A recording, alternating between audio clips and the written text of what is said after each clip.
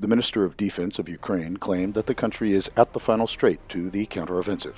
The country's general staff only has to decide how, where, and when to launch offensive operations. In its turn, the White House said that the United States will soon provide additional packages of military assistance to Ukraine, while Washington has already handed over almost everything that Kiev has asked for.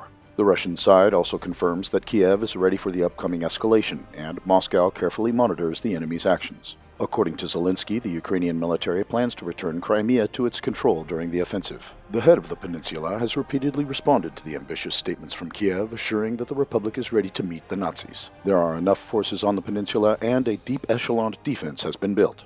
To date, it is not clear whether the Ukrainian military would risk attacking Crimea without having the necessary naval forces, while attempts to pass through the isthmus are fraught with the probability of terrible losses.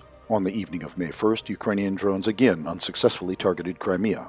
However, in order to get to the peninsula, Kiev still needs to break up the Russian grouping in the Zaporozhye and Kherson regions. They are expected to become the main battlefields for the Ukrainian offensive. A member of the Russian Council in the Zaporozhye region said that Kiev has completed the transfer of reserve units from central Ukraine to the region. By the end of this week, the 116th and 118th Territorial Defense Brigades, as well as the 46th Airborne Assault Brigade, should arrive at the contact line. For example, ammunition and military equipment of the 46th Airborne Assault Brigade was stored in Pavlograd.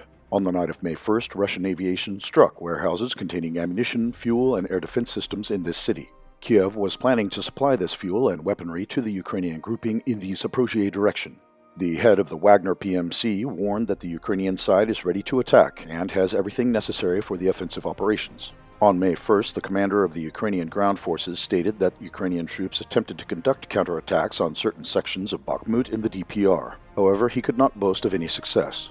So far, there have been no significant changes on the front lines in eastern Ukraine.